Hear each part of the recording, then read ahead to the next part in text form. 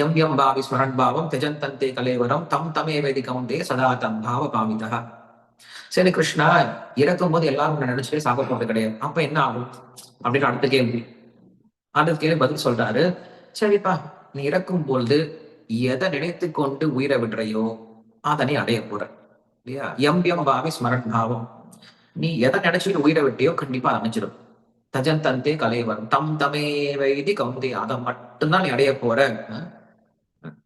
தம் Dhamne why this கவுந்தைய சதா தத் பாவ பாவிதா அப்படின்னு சொல்லி சொல்ற.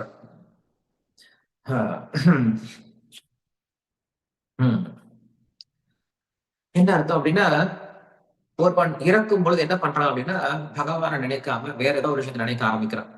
நம்ம இந்த விஷயத்த இந்த கதை சொல்லியிருந்தோம் உங்களுக்கு. பரத மகாராஜனுடைய கதையை பத்தி பேசிட்டு இருந்தோம். சோ பரத மகாராஜன் அப்படின்றவங்க இந்த மொத்த பாரத வருஷத்தையும் ஆட்சினால அவனுக்கு பேர் பரதன் அப்படின்னு பேர். பரதன்றதுனால இந்த உலகத்துக்கே பேரு பாரதம் அப்படின்னு பேர் இருந்தது. சோ அப்படிப்பட்ட மகாராஜன் என்ன பண்றான் அப்படின்னா, ஒரு காலத்துல தன்னுடைய எல்லா செல்வத்தையும் தன்னுடைய எல்லா ராஜாங்கத்தையும் விட்டுட்டு என்ன பண்றான், மோட்சம் அடையலாம், மோட்ச பாதைக்கு போலான்னு சொல்லிட்டு எல்லாத்தையும் விட்டு காட்டுக்கு போயிடுறான். சோ காட்டுல போய் என்ன பண்றான்னா, உட்காந்து தவம் பண்ண ஆரம்பிக்கிறான். நல்லா தியானம் பண்றான். தியானம் நல்லா சித்திச்சது. நல்லா உயர்ந்த நிலைக்கு வந்துட்டான். சமாதி நிலைக்கு கூட வந்துட்டான். நான் சொல்லிட்டு இருந்த மாதிரி அவன் என்ன பண்ணுவான்னா, பகவானுக்கு ஒரு பூ அர்ப்பணம் பண்ணலாம்னு சொல்லிட்டு பூவை கையில் எடுத்தா அந்த பூ காஞ்சி போற அளவுக்கு என்ன பண்ணுவானா, உட்காந்து தியானம் பண்ணுவானா. அந்த அளவுக்கு அவனுக்கு தியானம் சித்திச்சிருந்தது. ஆனா அப்படிப்பட்ட ஜடபாதன் அந்த பரத மகாராஜன் என்ன பண்றான் அப்படின்னா, ஒரு நாள் குளிக்க போயிட்டு இருக்கும்போது அங்க ஒரு மானை பாக்குறான். அந்த மானை ஒரு புலி துரத்திட்டு வருது. அந்த மான் குடு குடுன்னு ஓடி வந்து என்ன பண்ணுதுன்னா, இவனுடைய முன்னாடி தொப்புன்னு ஒரு குட்டியை ஈன்று எடுத்துட்டு அந்த புலி புலி துரத்துறதுனால ஓடியே போயிடுது. இவன் பார்த்துட்டு என்ன பண்றான் அப்படின்னா, அந்த மான் குட்டியை தூக்கிட்டு வந்துட்டான். ஐயோ, மான் குட்டி ரொம்ப கஷ்டப்படுவேன்னு சொல்லிட்டு தூக்கிட்டு வந்துட்டான். தூக்கிட்டு வந்து என்ன பண்ணா, தன்னுடைய ஆசிரமத்துல வச்சுக்கிட்டான். ஆசிரமத்தை வச்சுக்கிட்டு என்ன பண்றான் அப்படின்னா, அதுக்கப்புறம் அந்த மானுக்கு உணவு கொடுக்க ஆரம்பிக்கிறான். அந்த மானுக்கு குளிப்பாட்ட ஆரம்பிக்கிறான். அந்த மானோட கொஞ்ச நேரம் விளையாட ஆரம்பிக்கிறான். இந்த மான் சும்மா இருக்காது. அது சின்ன மானா இருக்கு இல்லையா, அதுக்கு தன்னுடைய தந்தை யாருமே தெரியாது. அந்த மான் என்ன பண்ணும்னா, இவன் உட்காந்து தியானம் பண்ணிட்டு இருப்பான். வந்து மடியில வந்து படுத்துக்கும். இவன் நான் நக்கி நக்கி கொடுக்கும். இவனை மூந்து மூந்து பார்க்கும். இவனை சுத்தி சுத்தி வரும். அப்புறம் தூரமா போய் உட்காந்துக்கும். இவன் என்ன பண்றான், அந்த மானை பார்ப்பான். மானை பார்த்துட்டு அந்த மான்கிட்ட பேச ஆரம்பிப்பான். ஓ, என் மேல உனக்கு கோபமோ? என்ன பார்த்தா இப்ப திரும்பிக்கிற, நான் உனக்கு நேரம் கொடுக்கலன்னு என்ன மேல அவன் கோவப்படுறியா நீ? அவன் என்ன பண்ணுவான், சரி வா சொல்லிட்டு என்ன பண்ண, அந்த மானை கூப்பிட்டு மடியில உட்கார வச்சுப்பான். அதுக்கப்புறம் எங்கெல்லாம் புறம் என்ன பண்ற, அந்த மானோடையே சுத்திட்டு இருக்கிறது. ஒரு மலைக்கு போனா மானோட சுத்துறது, ஒரு மரத்து கீழே உட்காந்து மானோட சுத்திட்டு இருக்கிறது, குளிக்க போகும்போது மானோட சுத்திட்டு இருக்கிறது, சாப்பிட போகும்போது இல்லையா, பூஜை பண்ணலான்னு கண்ணை போடுவான், மான் ஞாபகம் தான் வரும். மறுபடியும் என்ன பண்ணுவான், மான் விளையாட ஆரம்பிச்சிருவான். இப்படி எவன் ஒருவன் மொத்த ராஜாங்கத்தையும் விட்டுட்டு வந்தானோ அவன் என்ன பண்ணிட்டான், இங்க ஒரு மான் கிட்ட போய் மாட்டிக்கிட்டான். உலகத்துல எல்லாத்தையும் விட்டுட்டு வந்துட்டான். ஆனா இந்த மான் கிட்ட தன்னுடைய மனசு பறி கொடுத்துட்டான். சின்ன மான் தான், அவன் கிடையாது. அந்த மானோடய சேர்ந்து விளையாண்டுட்டு இருக்கான. அந்த மான் வளர்ந்துடுச்சு. அந்த மான் வளர்ந்ததுக்கு அப்புறம் அந்த மானுக்கு தெரியும், இவன் என்னுடைய ஜாதி இல்ல போல இருக்கேன், இவன் கூட நான் ஏன் உட்கார்ந்துட்டு இருக்கேன் இல்லையா. அது இந்த மான் சுத்தி மத்த மான் எல்லாம் பாக்குது. பார்த்தோன்னே, ஓ, என்னுடைய சொந்தக்காரங்களா இங்கதான் இருக்காங்க, இவன் கூட நான் ஏன் உட்கார்ந்துட்டு இருக்கேன்னு சொல்லிட்டு என்ன பண்ண, அந்த மான் கிளம்பி போயிடுது. கிளம்பி போனதுக்கு அப்புறம் இவனுக்கு மனசு தாங்கல, துடி ஒழிச்சு போயிட்டான். எங்க அந்த மான் போயிடுச்சுன்னு தெரியலையே சொல்லி துடி ஒழிச்சு போயிட்டான். எல்லா இடத்துலயும் தேட ஆரம்பிக்கிறான். அங்க ஆசிரமத்தை தேட ஆரம்பிக்கிறான், அங்க குளிக்கிற இடத்தை தேட ஆரம்பிக்கிறான், சாப்பிடுற இடத்தை தேட ஆரம்பிக்கிறான், அங்க இருக்கக்கூடிய மலை மடு, அங்க இருக்கக்கூடிய சின்ன சின்ன குகை, எல்லா இடத்துலயும் தேட ஆரம்பிக்கிறான். அந்த மான் கிடைக்கல. ரொம்ப சோகமாயிட்டான். அந்த மானை பத்தி கவலைப்பட ஆரம்பிச்சுட்டான். அந்த மானை என்ன ஆச்சோ தெரியலையே, புலி ஏதாவது தூக்கிட்டு போயிடுச்சோ, இல்ல மானுக்கு என்ன பிடிக்காம போயிடுச்சோ, அந்த மானை நான் சரியா பாத்துக்கலையோ, அந்த மானுக்கு நான் சரியான அக்கறை கொடுக்கலையோ, இல்ல அந்த மானுக்கு என்ன விட்டுட்டு வேற யாராவது நல்ல ஒரு ஆள் கிடைச்சிட்டாங்கன்னு அந்த மான் என்ன விட்டுட்டு போயிடுச்சா, நான் இப்படி ஒரு மோசமான நபரா இருக்கனே, ஒரு மானை தொலைச்சிட்டு இருக்கனே அப்படின்னு சொல்லிட்டு என்ன பண்றான், ரொம்ப அழுக ஆரம்பிச்சிட்டான். அழுது அழுது என்ன பண்றான் அப்படின்னா, உணவு உணவு எதுவுமே இல்லாம அழுதுகிட்டே அப்படியே உயிரை விட்டுட்டான். அந்த நேரம் வந்தது, உயிரை விட்டுட்டான். சோ உயிரை விடும்போது என்ன பண்ணாங்க, மானை நினைச்சிட்டே உயிரை விட்டான் இல்லையா. அடுத்த பிறவில மறுபடியும் மானாவே பிறந்தான். ஆனா மானா பிறந்ததுக்கு அப்புறம் இப்ப அவனுக்கு ஞாபகம் வந்துடுச்சு. என்ன ஞாபகம் வந்து அப்படின்னா, நாம் நம்ம வாழ்க்கையை எப்படி வீணடிச்சிட்டோம் பாத்தியா, எல்லாத்தையும் விட்டுட்டு வந்தோம், இங்க ஒரு மான் கிட்ட மாட்டிக்கிட்டோம், இனிமேல் அந்த தப்பு பண்ணக்கூடாது அப்படி என்ன பண்ணுவான் அவன், அந்த மானா இருந்தாலுமே கூட அந்த மான் ரூபத்திலேயே என்ன பண்ணுவாங்க அப்படின்னா தபஸ்யம் பண்ணிட்டு இருப்பான். மானாவே உட்காந்து தபஸ்யம் பண்ணிட்டு இருப்பான். அதன் பிறகு மறுபடியும் அதுல இருந்து ஒரு மனித ரூபத்துல வந்து அதுக்கப்புறம் ஜடபரதன் அப்படின்ற பேரோட என்ன பண்ணுவாங்க, என்னைக்கும் பகவானுடைய தியானத்தில இருந்து மோட்சம் அடைஞ்சார் அப்படிங்கிறது தான் நம்ம ஸ்ரீமத் பாகவதம் சொல்லக்கூடிய சரித்திரம். என்ன புரிஞ்சுக்கணும் அப்படின்னா, என்ன பண்ணாரு, பகவான் தான் நினைச்சிட்டு இருந்தாரு, பக்தி தான் பண்ணிட்டு இருந்தாரு, எல்லாத்தையும் விட்டாரு, துறவரதெல்லாம் இருந்தாரு, சன்னியாசத்தோட இருந்தாரு, எல்லாமே இருந்துச்சு, எல்லா குவாலிட்டி இருந்து. ஆனா அவருக்கு அடுத்த பிறவி அப்படி எப்படி அமைச்சது, அவர் என்ன நினைச்சிட்டு உயிரை விட்டாரோ அந்த பிறகு அவருக்கு கிடைச்சது இல்லையா? சோ அதனாலதான் நாம் என்ன பண்ணணும், இறக்கும் பொழுது பகவான் நினைக்கணும் அப்படின்னு சொல்றாரு. சொன்ன உடனே இங்க ஒரு கேள்வி வந்துருச்சு. என்ன கேள்வி வந்துருச்சு அப்படின்னா, பிரபு அப்ப நாங்க வந்து தூங்கும் போது உயிர் போயிடுச்சுன்னா என்ன பண்றது இல்லையா? நிறைய பேர் அதான் கேள்வி கேட்பாங்க. தூங்கும் போது உயிர் போயிடுச்சு என்ன பண்றது, அப்ப நான் வந்து பகவான் நினைக்க முடியாது, அப்ப நான் பகவான் அடைய முடியுமா முடியாது அப்படின்னு ஒரு கேள்வி. கிருஷ்ணர் அந்த அந்த அளவு கூட சென்சிட்டிவா இருக்க மாட்டாரா என்ன? ஏன்னா ஒருத்தர் என்ன பண்றான் அப்படின்னா தன்னுடைய வாழ்க்கை முழுவதும் என்ன பண்றான், கிருஷ்ணருக்காகவே வாழ்ந்துட்டு இருக்கான்.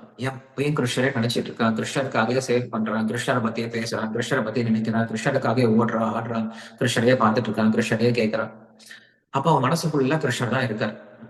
அப்படி இருக்கும்போது இறக்கும் பொழுது அவன் கிருஷ்ணரை நினைக்கல அப்படின்னா என்ன ஆகும் அப்படின்னா, கிருஷ்ணன் அவனை நினைக்க ஆரம்பிக்கிறார். சோ அதான் நான் புரிஞ்சுக்கிறோம்.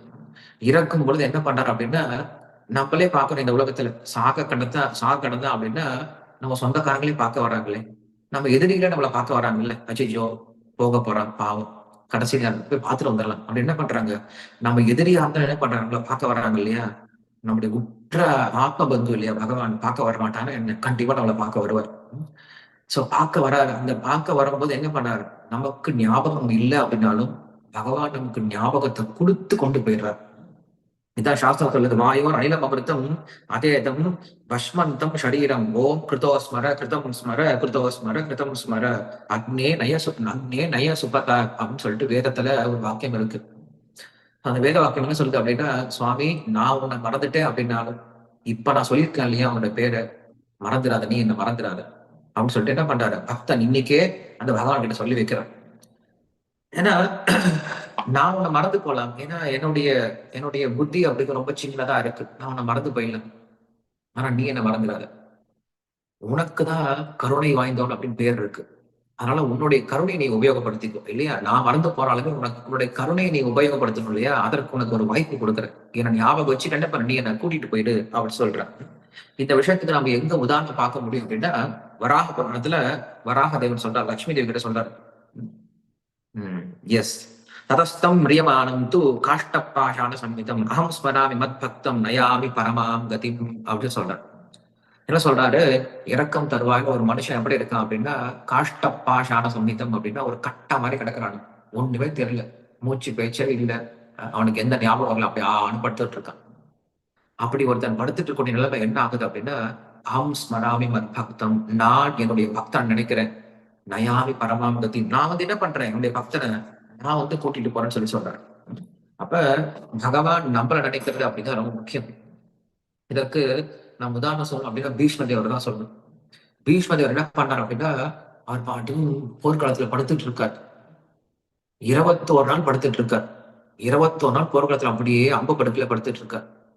படுத்துருந்தா அப்படின்னா, ஐயோ அம்மா வலிக்குது, யாராவது காப்பாத்துங்களே அப்படின்னு படுக்கலையா. அவர் படுத்துட்டு இருக்கும்போது என்ன பண்றாரு அப்படின்னா, சாஸ்திர விஷயங்களை பேசிட்டு இருக்காரு. எல்லா ரிஷிகளும் என்ன பண்றாங்க வந்து அவர்கிட்ட சாஸ்திரங்களை கேட்கிறாங்க. அவர் என்ன பண்றாரு, எல்லாருக்கும் சாஸ்திர விஷயங்களை சொல்லி கொடுத்துட்டு இருக்காரு.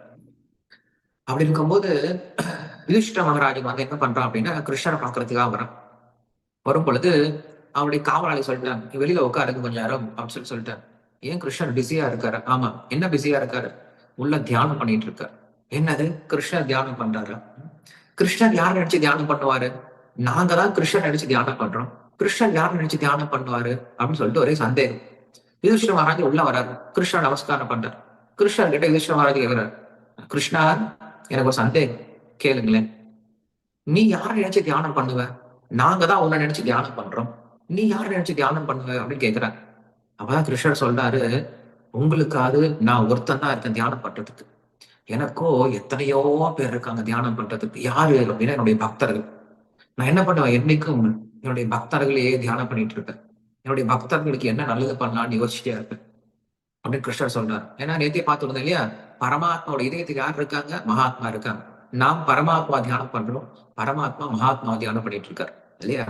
அப்ப கிருஷ்ணர் கிட்ட கேட்ட உடனே, இப்ப நீ யார தியானம் பண்ணிட்டு இருக்க அப்படின்னு கேட்கும் பொழுது அவர் சொல்றாரு, யார் ஒருத்தர் போர்க்களத்துல அடிபட்டு படுத்துட்டு இருந்தாலும் என்ன தியானம் பண்ணிட்டு இருக்காலும் அந்த பீஷ்மர் என்ன பண்ணிட்டு இருக்கேன், நான் தியானம் பண்ணிட்டு இருக்கேன் அப்படின்னு சொல்லி சொல்றேன். நான் அந்த பீஷ்மரை தான் பார்க்க போறேன், நீ வரையா அப்படின்னு கூப்பிடுறேன். சதேவோ தேவோ பகவான் பிரதீக்ஷத கலேவரம் யாவதிதம் ஹினோம்யகம் பிரசன்னஹ சஹன்னலோச்சன உல்லசம் முகோம்போஜ தியானபதே சதுர்புஜா சொல்றேன். பகவான் நிக்கிறார். நின்ன உடனே பீஷ்மதேவர் கொஞ்ச நேரம் வெயிட் பண்ணு கிருஷ்ணான்னு சொல்லிட்டார். கிருஷ்ணரை வெயிட் பண்ண வச்சுட்டார். நான் உயிரை விட போறேன், பார்த்துட்டு போன்னு சொல்றாரு. பகவான் பக்தன் உயிர் விடுற பாக்கியத்தை பார்த்துட்டு போகணுமா அப்படி நிக்க வச்சுட்டார் இல்லையா. கொஞ்ச நேரம் பிரதீட்சா, கொஞ்ச நேரம் காத்திரு கிருஷ்ணான்னு சொல்லிட்டார். சோ அந்த அளவுக்கு பக்தருக்கு சக்தி இருக்கு, பகவானை காத்திருக்கக்கூடிய அளவுக்கு. சோ அப்படியே சொல்றாரு, ஒருவன் என்ன பண்றான், காலம் முழுவதும் கிருஷ்ணரையே தியானம் பண்ணிட்டு இருந்தா அப்படின்னா கிருஷ்ணர் ஏன்டா அவளை விட்டு போறாரு? கிருஷ்ணன் அவளை கண்டிப்பா விட மாட்டார். அவனுக்காகவே வாழ்ந்துட்டு இருந்தோம் அப்படின்னா அவர் ஏன் அவளை விட்டுட்டு போறாரு? கண்டிப்பா என்ன பண்றாரு, ஜாக்கிரதை அவங்களை கூட்டிட்டு போயிடுவார். எப்படி கல்யாணத்துல என்ன பண்றாரு அப்படின்னா, நிறைய திங்ஸ் எல்லாம் அரேஞ்ச் பண்ணி வச்சிருக்காங்க, நிறைய சீதம் எல்லாம் வச்சிருக்காங்க. அப்ப என்ன பண்ணுவாரு, பூஜாரி எங்கேயும் எல்லாம் பண்ணிட்டு அந்த சீதெல்லாம் தூக்கிட்டு போவார். ஒருத்தவங்க என்ன பண்ணுவாங்க, ஒண்ணு எடுத்துட்டு போயிடுவாங்க. பந்தல்காரன் பந்தல் தூக்கிட்டு போயிடுவான், சேர்காரன் சேர் தூக்கிட்டு போயிடுவான் இல்லையா. அப்புறம் பாத்திரக்காரன் பாத்திரம் தூக்கிட்டு போயிடுவான். பொண்ணை யார் தூக்கிட்டு போறது? பொண்ணை மாப்பிள்ள தான் தூக்கிட்டு போகணும் இல்லையா. மத்தவங்க யாரும் கிட்டி கொடுக்க மாட்டார். ஜாக்கிரதை என்ன பண்ணுவார், மாப்பிள்ள எல்லாத்தையும் பிரிச்சு கொடுத்துட்டு, கல்யாணத்துல வந்தவங்க எல்லாத்தையும் பிரிச்சு கொடுத்துட்டு பொண்ணை மட்டும் மாப்பிள்ள தனியா தூக்கிட்டு வந்துடுவார். அது போல பகவான் என்ன பண்றாரு அப்படின்னா, கடைசி காலத்துல நம்ம கெட்டுக்கள் எல்லாத்தையும் பிரிச்சு எல்லா இடத்துலயும் கொடுத்துட்டு நம்ம ஆத்மாவத்தை என்ன பண்றாரு, அவரு கரெக்டா அவங்க தூக்கிட்டு போயிடுறாரு. நம்ம புரிஞ்சுக்கிறோம். அதனால நாம் கவலைப்பட வேண்டாம். அந்த கேள்விக்கு உங்களுக்கு பதில் கிடைச்சிருக்குன்னு நினைக்கிறேன். கிருஷ்ணன் அதான் சொல்றாரு, தஸ்மாத் சர்வேஷு காலேஷு மா மனுஸ்மர யுக்தச்ச மையர்ப்பித்த மனோபுத்திர் மாமே வைஷசஞ்சயா. கிருஷ்ணன் உங்க கேள்விக்கு பதில் சொல்றேன். என்ன தெரியுமா சொன்னாரு, நீ இறக்கும் தருவாயில மட்டும் நினைச்சா மட்டும் பார்த்தாதுப்பா. ஏன்னா ஒரு சிலர் அப்படி சொல்லலாம், புத்திசாலித்தனமா செய்யறவெல்லாம் செஞ்சிடலாம், சாகும் போது கிருஷ்ணராவும் சொல்லிட்டு போயிடலாமே அப்படின்னு நினைக்கலாம். அது கிடையாது. கிருஷ்ணன் அந்த அளவுக்கு முட்டாளும் கிடையாது. கிருஷ்ணன் இங்க சொல்றாரு, நீ வாழும் பொழுது என்ன பண்ணு, எனக்காக வாழ ஆரம்பிச்சு சொல்ற. தஸ்மாத் சர்வேஷு காலேஷு, எந்த சமயமா இருந்தாலும் எந்த சூழ்நிலையா இருந்தாலும் மா மனுஸ்மர, என்னே நினைச்சிட்டு சொல்லி சொல்றேன். உன்னே நினைச்சிட்டு இருக்கணுமா? அப்ப என்ன பண்றது, நான் வாழ்க்கையில வீட்டுல வேலைக்கு போக வேண்டாமா, குடும்பத்தை பார்த்துக்க வேண்டாமா, வியாபாரத்தை பார்க்க வேண்டாமா? யுத்தம் பண்ணிக்கிட்டே நினைச்சுக்கோன்னு சொல்லி சொல்றேன். யுத்தம் பண்ணிக்கிட்டே நினை அப்படின்னு என்ன தெரியுமா அர்த்தம்? யுத்தம் பண்ணும் போதே என்ன நினைக்க முடியும் அப்படின்னா நீ என்ன பண்ண முடியும், மற்ற சமயத்துல என்ன நினைக்க முடியும் அப்படின்னு அர்த்தம். ஏன்னா யுத்தம் பண்ணும்போது எதையுமே நினைக்க முடியாது. யுத்தம் பண்ணும்போது நம்ம எதிரி என்ன இருக்கா, அவனை எப்படி அடிக்கலாம், அவனை எப்படி கொல்லாம நினைச்சிட்டு இருப்போம். ஆனா இங்க சொல்றாரு, யுத்தம் செய்யும் போது என்ன நினை அப்படின்னு சொல்லி சொல்றேன். யுத்தம் செய்யும் போது எப்படி நினைக்கிறது பகவான் அப்படிங்கறத கொஸ்டின். யுத்தம் செய்யும்போது நம்மளால பகவான் நினைக்க முடியுமா அப்படின்னா கண்டிப்பா முடியாது. ஆனா பகவானுக்காக யுத்தம் செஞ்சோம் அப்படின்னா அதை அவன் நினைக்கிறதான அர்த்தம். சோ அதான் கிருஷ்ணன் நம்ம சொல்லி கொடுக்குறாரு, நீ எந்த காரியத்தை செஞ்சாலும் எனக்காக செய்யப்பா. எனக்காக செஞ்சேன்னா அது என்ன நினைச்சுக்கிட்டே செய்யறதுக்கு சமம். அதனால உன்னுடைய பிரின்சிபல் என்ன தெரியுமா, அவனுடைய கொள்கை என்னவா இருக்குன்னு தெரியுமா, என்னைக்கும் என்ன மறந்துடாதீங்க. நம்ம என்ன பண்றோம், மறந்து போற விஷயத்த கூட என்ன பண்றோம், டைரியில எழுதி வச்சுக்கிறோம். மறந்து போயிடுவோம், எழுதி வச்சுக்கோ, டைரியில எழுதி வச்சுக்கோ. என்ன பண்றோம், டைரியில எழுதி வச்சுக்கிறோம். பிரயோஜனமே இல்லாத விஷயத்தெல்லாம் உட்காந்து ஞாபகம் வச்சு எழுதி வச்சுக்கிறோம். பகவான் மறக்கக்கூடிய விஷயமா, மறக்கவே கூடாத விஷயம். அவரை என்னைக்கு என்ன பண்ணிருக்கூடாது, மறக்கவே கூடாது அப்படின்னு சொல்றேன். அதனால நாம் என்னைக்கும் எப்படி நம்முடைய வாழ்க்கையை மாத்திக்கணும் அப்படின்னு சொல்றாரு. இதற்கு விஸ்வநாத் சக்கரவர்த்தி டாக்கூர் ஒரு அழகான விளக்கம் கொடுக்கிறார். அழகான விளக்கம் அப்படின்னா, இது நம்ம பயிற்சி பண்ணக்கூடாது, இது இந்த உலகத்துல நம்ம அப்ளை பண்ணக்கூடாது. பட் இந்த விளக்கத்தினுடைய அர்த்தத்தை மட்டும் எடுத்துக்கோங்க, கதையை எடுத்துக்காதீங்க, உதாரணத்தை எடுத்துக்காதீங்க. ஒரு நல்ல பெண் வீட்டுல இருக்கக்கூடிய மனைவி, அவன் என்ன பண்றான் அப்படின்னா வீட்டுல தனக்கான எல்லா வேலைகளையும் சரியா செஞ்சிட்டு இருக்க. ஆனா அந்த மனைவிக்கு வேற ஒரு பாய் ஃப்ரெண்ட் இருக்காங்க. அந்த மனைவி என்ன பண்ணும் அப்படின்னா வீட்டுல தன்னுடைய வேலைகள் எல்லாம் சரியா செய்வான். ஆனா மனசு மட்டும் அந்த பாய் ஃப்ரெண்ட் எப்ப சந்திக்கலாம், அந்த பாய் ஃப்ரெண்ட் எப்ப சந்திக்கலாம் அப்படின்னு ஆலோசனை பண்ணிட்டே இருப்பான். வீட்டுல வேலையை நம்ம சரியா செய்யல அப்படின்னா வீட்டுல சந்தேகம் வந்துடும். அதனால என்ன பண்ணுவான், வீட்டுல எல்லா வேலையும் சரியா செஞ்சிட்டு இருப்பான், சந்தேகம் வந்துடக்கூடாதுன்னு சொல்லிட்டு. ஆனா மனசு மட்டும் அவரை எப்ப பார்க்கலாம், அவர்கிட்ட எப்ப போலாம் அப்படின்னு யோசிச்சுட்டே இருக்கும். இந்த உதாரணம் தான் ஒரு பக்தனுடைய உதாரணமா. இதை நீங்க வந்து டைரக்டா அப்ளை பண்ணிடாதது. டைரக்டா அப்ளை பண்ணா தப்பா போயிடும். சோ இந்த உதாரணத்துல என்ன பண்ண உதாரணத்தை இதுல கூட சார்த்த மட்டும் எடுத்துக்கோங்க. என்ன சொல்றாரு அப்படின்னா, நாம் இந்த உலகத்துல வாழ்ந்துட்டு இருக்கோம். இந்த உலகத்துல வாழும் பொழுது நமக்கு இந்த உலகத்துக்கான கடமை எல்லாம் இருக்கு. அந்த கடமையை சரியா செய்யணும். வீட்டுல எந்த பிரச்சனையும் வந்துடக்கூடாது. நாம கொஞ்சம் நம்ம கடமையை சரியா செய்யலாம் அப்படின்னா, நீ கிருஷ்ண பக்தி பண்ணி என்ன கண்ட? கிருஷ்ண பக்தி பண்ணி இப்படிதான் பொறுப்பு இல்லாம உங்களுக்கு கோயில தான் சொல்லி கொடுத்தாங்களா? நீ கிருஷ்ண பக்தனானா இப்படிதான் இருப்பியா? அப்படி என்ன பண்ணுவாங்க? ஈஸியா மக்கள் நம்மள கேவலமா பேசிடுவாங்க. அப்படி இருக்கக்கூடாது. நம்முடைய கடமை நம்ம பர்ஃபெக்டா செய்யணும். கிருஷ்ண பக்திக்கு வரதுக்கு முன்னாடி நம்ம எப்படி பண்ணிட்டு இருந்தோம், அதை விட நம்ம என்ன பண்ணணும்? இப்ப நம்ம கடமையை ரொம்ப பர்ஃபெக்டா செய்யணும். காரணம் என்னது? எல்லாம் நம்மள உதாரணம் பாக்குறாங்க. இவன் எப்படி இருக்கா? பக்திக்கு வந்ததுக்கு அப்புறம் எப்படி இருக்கான்னு எல்லாரும் பாக்குறாங்க. அப்ப நம்ம என்ன பண்ணணும்? நம்முடைய கடமையை பர்ஃபெக்டா செய்யறோம். ஆனா மனசு மட்டும் கிருஷ்ணர் மேல இருக்கு. எப்ப கிருஷ்ணர் கிட்ட போலாம், எப்ப கோயிலுக்கு போலாம், எப்ப பகவானுக்கு நாம பண்ணலாம், எப்ப நம்ம பக்தி பண்ணலாம் அப்படின்ட்டு மனசு மட்டும் கிருஷ்ணர் கிட்ட கொடுத்துடணும். குறைஞ்சபட்சம் என்ன பண்ணணும்? வாரத்துக்கு ஒரு முறையாவது கோயிலுக்கு ஓடி வந்துடணும். எப்படி வராம இருக்க முடியும்? ஒருத்தன் பக்தனா இருந்துட்டான் அப்படின்னா அந்த கிருஷ்ணரை பார்க்காம அவனால எப்படி இருக்க முடியும்? ஒரு நாள் கூட அவங்கள பார்க்காம இருக்க முடியாது. கிருஷ்ணர் சொல்ல போறாரு, மச்சித்தா மத்கத பிராணா அப்படின்னு சொல்லி சொல்ல போறாரு. மத்கத பிராணா அப்படின்னு சொல்லி சொல்ல, என்ன ஒரு நிமிஷம் பார்க்கலாம் அவங்க உயிரே போயிடும். அப்படி இருக்கணுமா பக்தி அப்படின்னு. சோ அப்படி என்ன அப்படி நம்ம இல்லைனாலும் என்ன பண்ணணும்? தினசரி ஒரு முறையாவது வந்து கிருஷ்ணரை பார்க்க வேண்டாமா? நம்ம கிருஷ்ணரை எங்கெங்கயோ நம்ம என்னென்னமோ காரியங்கள்லாம் பண்ண ஓடுறோம். ஸ்கூலுக்கு இங்க இருந்து 10 கிலோமீட்டர் போறோம். வேலைக்கு போனோம் அப்படின்னா 30 கிலோமீட்டர், 40 கிலோமீட்டர். ஒருத்தர் பணம் தரா நம்மளுக்கு பிசினஸ் கொடுக்குறோம் அப்படின்னா 50 கிலோமீட்டர் போக கூட தயாரா இருக்கும். தினசரி டிராவல் பண்ண தயாரா இருக்கும். அதுக்கெல்லாம் ஒரு சோம்பேறித்தனம் வரவே கிடையாது. கிருஷ்ணரை பார்க்கணும் அப்படின்னாலும் வாரத்துக்கு ஒரு முறை போலாம், பரவாயில்ல. சரி இந்த வாரம் போக முடியல, அடுத்த வாரம் போய்க்கலாம். இந்த மாசம் போக முடியல, அடுத்த மாசம் போய்க்கலாம். இந்த வேலை மட்டும் முடிச்சுட்டு அப்புறம் போய்க்கலாம். தள்ளி போட்டுட்டே இருக்கும். இது நமக்கு என்ன தெரியுமா காட்டுது? நமக்கு இன்னும் கிருஷ்ணர் அடையணும் அப்படின்ற ஆசையே இல்லை அப்படின்றத காட்டுது. ஏன்னா நாம அங்க போனோம் அப்படின்னா வேற எதுவுமே நம்மளுக்கு கிடையாது. அங்க போனா ஸ்கூல் கிடையாது, காலேஜ் கிடையாது, வியாபாரம் கிடையாது, குழந்தைகள் கிடையாது. அங்க போனா நமக்கு ரிலேட்டிவ்ஸ் எதுவும் கிடையாது. அங்க போனா கிருஷ்ணன் மட்டும் தான் இருக்கு, போற பக்தி மட்டும் தான் இருக்கு. சோ நமக்கு இங்கேயே பக்தி பிடிக்கல, இங்கேயே நம்மளுக்கு பக்தி போர் அடிக்குது அப்படின்னா கிருஷ்ணர் அங்க எதுக்கு கூட்டிட்டு போக போறாரு? அவர் நினைக்கிறாரு, சரி இங்கேயே உனக்கு பக்தி பிடிக்கலையே, நான் அங்க கூட்டிட்டு போகணும் என்ன பண்ண போறேன்? அங்கே உனக்கு என்ன அங்க போர் தான் அடிக்க போகுது. உன்னை அங்க கூட்டிட்டு போய் நான் எனக்கு இஷ்டம், நீ இங்கேயே இருப்பா, சந்தோஷமா இருக்கும். உனக்கு எது பிடிச்சிருப்போ அதை செஞ்சுட்டு நான் உன்னை வலுக்கட்டாயப்படுத்திக்கணும், கட்டாயப்படுத்தவே மாட்டேன். நீ என் கூட வா, என் கூட உட்காந்துட்டு என்னுடைய லோகத்துக்கு எதுக்கு உனக்கு கட்டாயப்படுத்தணும்? ஏன் மடி பிடிச்சு பிச்சை போடணும்? நீ உனக்கு எங்க சந்தோஷமா இருக்க அங்க இருப்பா அப்படின்னு சொல்லி விட்டு போயிடுவார் கிருஷ்ணன். ஜாக்கிரதையா நம்ம என்ன பண்ணும்? கிருஷ்ணரை பிடிச்சிக்கணும். சோதான் இங்க சொல்றாரு, மா மனுஸ்மரி மை அர்ப்பித்த மனோபுத்திர் மாமே வைஷ சஞ்சய. மை அர்ப்பித்த மனோபுத்தி, மனோ புத்தி 2 விஷயம் சொல்றேன். நான் நம்முடைய புத்தியும் கிருஷ்ணருக்கு கொடுக்கணும், அதே போல மனசையும் கிருஷ்ணர்கிட்ட கொடுக்கணும்னு சொல்லி சொல்றாரு. உடல் மட்டும் வேலை செஞ்சா பத்தாது. ஒரு சிலர் என்ன பண்ணுவாங்க? ரொம்ப கஷ்டப்பட்டு கிருஷ்ணனுக்கு ஏதோ சேவை பண்ற மாதிரி இருக்கும். உடம்பு வச்சு சேவை பண்ற மாதிரி இருக்கும். ஆனா மனசு எங்கேயோ இருக்கும், புத்தி எங்கேயோ இருக்கும். அது இருக்கக்கூடாது. மனசு என்ன பண்ணும் அப்படின்னா, எப்பயும் வந்து நான் இந்த இந்த சேவை எப்படி நல்லா பண்றது அப்படின்னு யோசிக்கணும். புத்தி என்ன பண்ணும் அப்படின்னா, இந்த சேவையை நான் இன்னும் எப்படி மேம்படுத்துறது அப்படின்னு யோசிக்க ஆரம்பிக்கணும். 2மே இருக்கணும். இது என்னுடைய கிருஷ்ணருக்கு சேவை பண்றேன், நான் தான் பண்ணணும். இன்னும் எனக்கு என்ன சேவை கிடைக்கும்? இன்னும் ஏதாவது சேவை கிடைக்காதா? இன்னும் சேவை பண்ணலாமா அப்படின்னு பார்த்து பார்த்து பண்ணுவான். மனசு அப்படி யோசிக்கணுமா. புத்தி என்ன பண்ணும்? சரி இந்த சேவை எனக்கு கொடுத்துருக்காங்க, இந்த சேவை என்ன எப்படி நான் பெஸ்டா பண்றது அப்படின்னு யோசிக்க ஆரம்பிக்கணும். சோ இருக்கிறதே புத்திக்கு நல்ல சேவை என்ன தெரியுமா? சாஸ்திரம் படிக்கிறது தான். நம்ம இப்ப உட்காந்து பகவத்கீதை படிச்சுட்டு இருக்கோம் இல்லையா? இதை விட புத்திக்கு நல்ல சேவை எதுவுமே கிடையாது. ஏன்னா புத்தி நம்மளுக்கு எப்பயுமே கலங்கப்பட்டுட்டே இருக்கு. அந்த புத்தி என்ன பண்ணணும்? நம்ம தூய்மைப்படுத்தணும் அப்படின்னு என்ன பண்ணும்? இந்த மாதிரி சாஸ்திர விஷயங்களை படிச்சு அதை படிக்கிறது மட்டும் கிடையாது, என்ன பண்ணும்? ஆழ்ந்து படிக்க ஆரம்பிக்கணும். உள்ள என்ன அர்த்தங்கள்லாம் இருக்கு, இதுல ஏன் இப்படி கிருஷ்ணர் இப்படி சொல்லியிருக்காரு, இங்கேயும் அர்ச்சனை இப்படி கேட்கிறாரு. நிறைய அர்த்தங்கள் படிக்கலாம். நான் உங்களுக்கு பகவத்கீதை வெறும் மேலோட்டம் தான் சொல்லிட்டு இருக்கேன். பகவத்கீதை ஒவ்வொரு ஸ்லோகத்தையும் படிக்க ஆரம்பிச்சோம் அப்படின்னா ஆழமான அர்த்தங்கள் இருக்கு. சோ நம்ம என்ன பண்ணோம்? புத்தி அதுபடி உபயோகப்படுத்த ஆரம்பிக்கணும் அப்படின்னு சொல்லி சொல்றேன்.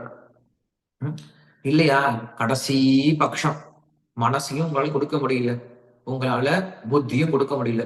குறைஞ்சபட்சம் உங்க வார்த்தையாவது கொடுங்கன்னு சொல்லி சொல்றேன். வார்த்தைனா என்னது? இங்க நாம சங்கீர்த்தனம் இல்லையா? பகவானுடைய பேரை சொல்லிட்டே இருக்கலாமே. மனசு எங்கேயோ இருக்கட்டும், புத்தி எங்கேயோ இருக்கட்டும், உடம்பு எங்கோ பண்ணிட்டு இருக்கட்டும். ஆனா வாயினாலே என்ன பண்ணலாம்? பகவானுடைய பேரை மட்டுமே சொல்லிட்டு இருக்கலாமே அப்படின்னு தான் முதல்ல சொல்றேன். சோ அதனால என்ன பண்ணலாம்? நம்ம இந்த ஒரு காரியத்தை மட்டும் என்ன பண்ணா போதும் அப்படின்னா, பகவானுடைய நாமத்தை நாம் சொல்றது அப்படிங்கிற இந்த ஒரு பயிற்சி எடுத்துக்கிட்டா போதும்.